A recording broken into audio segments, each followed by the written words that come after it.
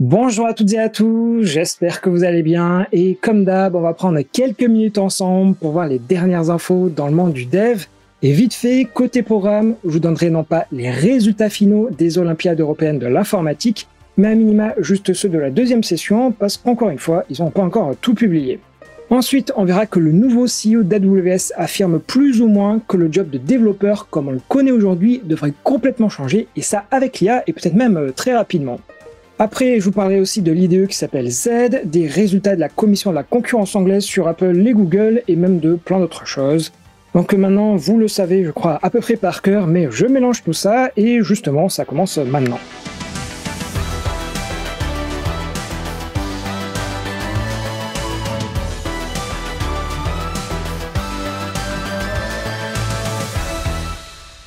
On commence par faire un tour aux fameuses Olympiades européennes de l'informatique et vous avez dit que mardi, il devait y avoir la seconde session. Alors je suis désolé, mais exactement comme pour dimanche, j'ai pas les sujets. En revanche, on a à minima les résultats et la bonne nouvelle, c'est que c'est un Français qui a terminé premier. Puis si on descend un tout petit peu, les deux autres, ils ont terminé 42 et 44e sur un total de 98. Par contre, pour les Belges, je suis désolé, c'est moyen. Après, normalement, hier, c'était la remise des trophées, mais comme je l'ai dit, niveau com, mis à part nous dire que la Moldavie, c'est un pays génial, qu'on devrait partir en vacances, et en fait, les infos qui seraient vraiment utiles, on les a pas. Bon, par contre, si on regarde les résultats, on va dire à la louche, on voit que le Kazakh, il a fini 2 fois à la 3e place. Donc à mon avis, il y a de fortes chances pour que ce soit lui qui termine premier, mais pour le reste, je peux pas vous dire, j'attends comme vous les résultats. Par contre, avant de refermer ce sujet, l'autre jour, je lui ai demandé si faire une interview de l'équipe française, ça pouvait vous intéresser, et je leur ai demandé, et eux, ils sont OK. Donc surtout, n'hésitez pas à mettre les questions que vous aimeriez que je leur pose. Je sais pas, ça peut aller de la préparation à l'organisation, au coaching, bref, voilà. Surtout, n'hésitez pas à mettre même en pause la vidéo, prendre là quelques petites secondes pour mettre vos questions, et une fois que c'est fait, vous redémarrez, et moi, je continue. On enchaîne avec le gros sujet du jour, à savoir une nouvelle prédiction, comme quoi le métier de développeur va complètement changer, voire peut-être même disparaître. Mais quand même, avant de rentrer dans le cœur du sujet, je vais vous faire, vous savez, un petit récap en mode dans les épisodes précédents. Déjà, on a eu le PDG de Nvidia qui disait dans une conférence que depuis les 15 dernières années, on n'arrêtait pas de dire qu'il fallait que les enfants apprennent la programmation, mais lui, il disait, et je le cite, qu'il pense exactement l'opposé. Après, pour la suite, je le paraphrase, et il faut donc arrêter d'apprendre un langage de programmation, parce que les IA, elles sauront très vite faire aussi bien que nous. Et donc, à la place, on n'aurait plus qu'à écrire des prompts, et ça en langage naturel. Alors juste après, on a eu le PDG de Deutsche Telekom qui prédisait même un avenir encore différent, où il y aurait carrément plus d'applications, mais plus d'appli du tout.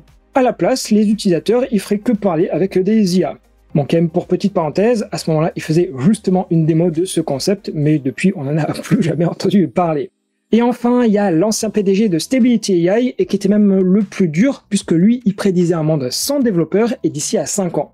Donc bon, je sais quand même pas si vous l'avez remarqué, mais dans ces 3 cas, de près ou de loin, ils ont des intérêts à ce que les IA deviennent importantes. Donc voilà, je dis ça, je dis rien. Et donc maintenant, à cette liste, il faut ajouter le nouveau PDG d'AWS. Alors pour contexte, ces déclarations, elles ont été faites en interne, mais Business Insider a mis la main sur l'enregistrement vidéo, et donc que je vais vous traduire.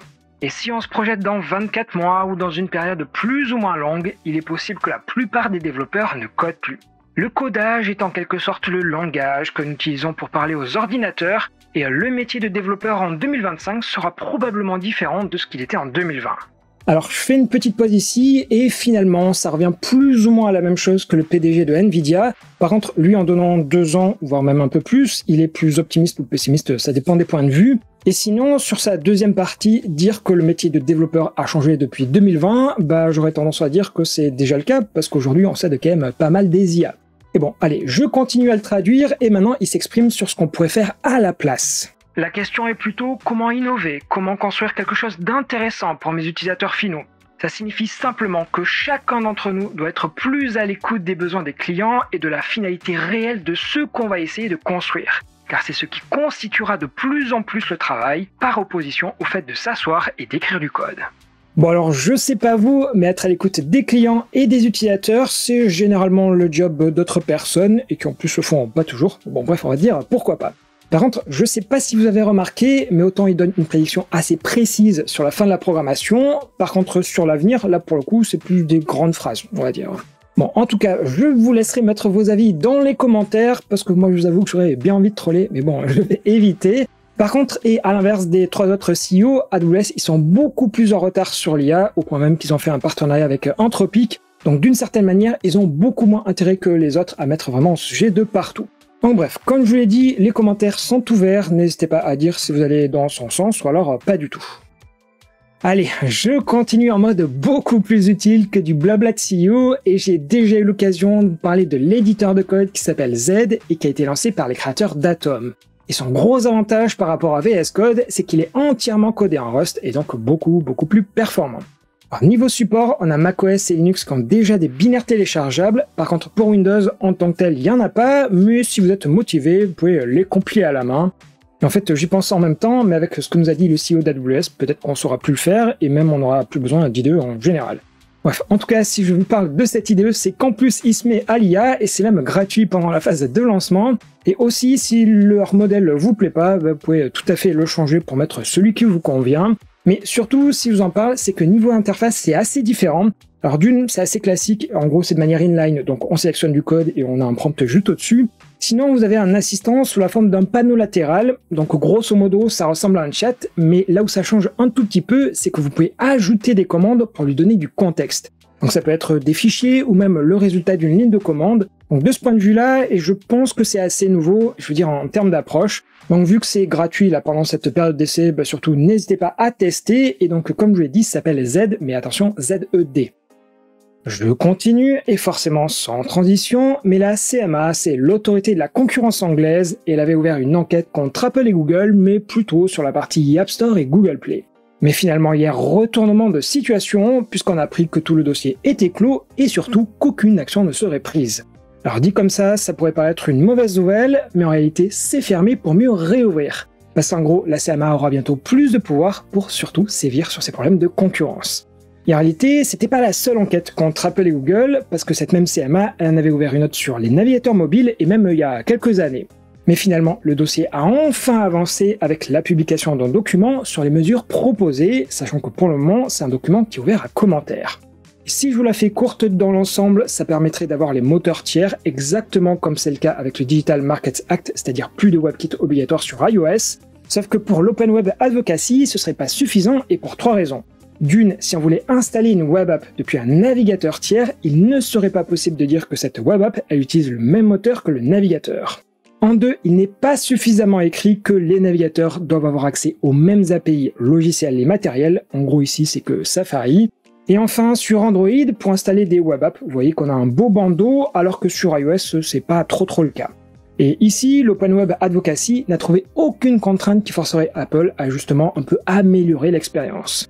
Donc de leur côté, ils ne lancent pas une pétition dans le sens signer quelque chose, mais ils invitent plutôt à envoyer des mails. Et pourquoi? Parce que je vous ai dit que ce document, en fait, il est ouvert à commentaires. Donc si ça vous intéresse, je vous ai mis le lien, et ensuite à vous d'écrire un petit texte, parce que eux non plus fournissent pas le texte. Et allez, je termine rapidement avec la sortie de Chrome 128. Déjà, on retrouve la possibilité de faire promise.try, et qui permet donc de mieux gérer les erreurs. On a ensuite le support de la balise Ruby en HTML, et donc ça permet de faire comme sur les captures. En gros, pour chaque mot, ça permet d'y associer une traduction, et ça c'est plutôt avec les langues asiatiques. Maintenant, côté DevTools, et ça depuis quelques versions, on peut utiliser Gemini dans la console, mais c'était pas le cas dans les pays européens, sauf qu'avec cette version, maintenant c'est compatible. Et toujours sur les DevTools, on a aussi une amélioration sur l'inspection des requêtes réseau, ou encore sur les animations, où on peut modifier au niveau des keyframes. Donc voilà vraiment pour les principales nouveautés, même si j'avoue que j'ai fait assez vite. Et aussi en parallèle de ça et de manière expérimentale, il y a un projet pour totalement refaire l'onglet performance de ces DevTools. En gros, on aura une page d'accueil avec les différents scores, et ensuite, lors d'un enregistrement, on aura une sidebar avec un peu plus d'infos. Alors honnêtement, vous avez un très long article qui vous détaille vraiment tout ce que je suis en train de vous expliquer là en 2 secondes. Donc cet article, vous le retrouvez comme d'habitude dans la description, et je préfère vous renvoyer vers ça que en fait tout vous expliquer.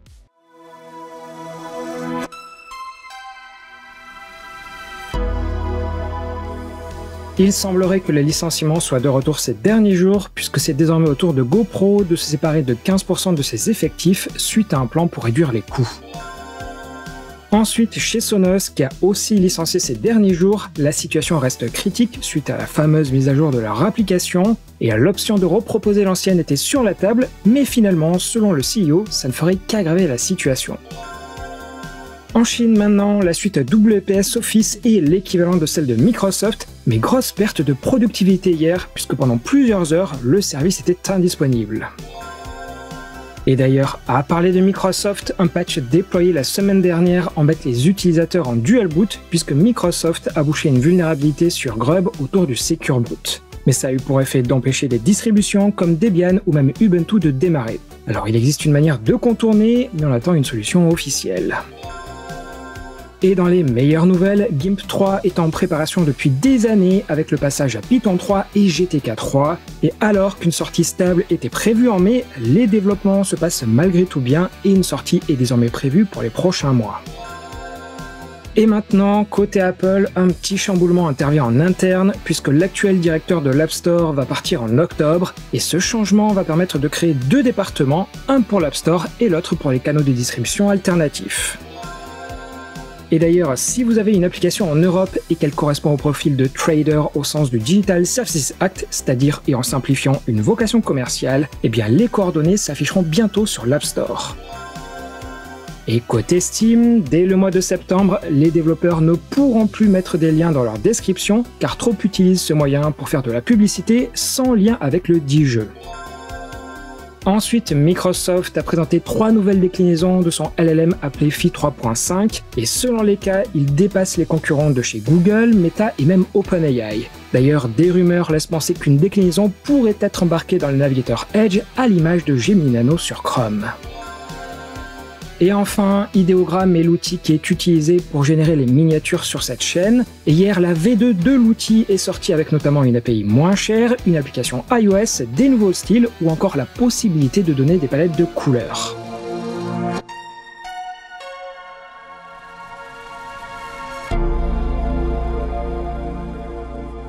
Donc voilà, c'était tout pour cet épisode de Dev Café qui, je l'espère, vous aura plu parce qu'aujourd'hui j'ai quand même essayé de mélanger plein de sujets différents.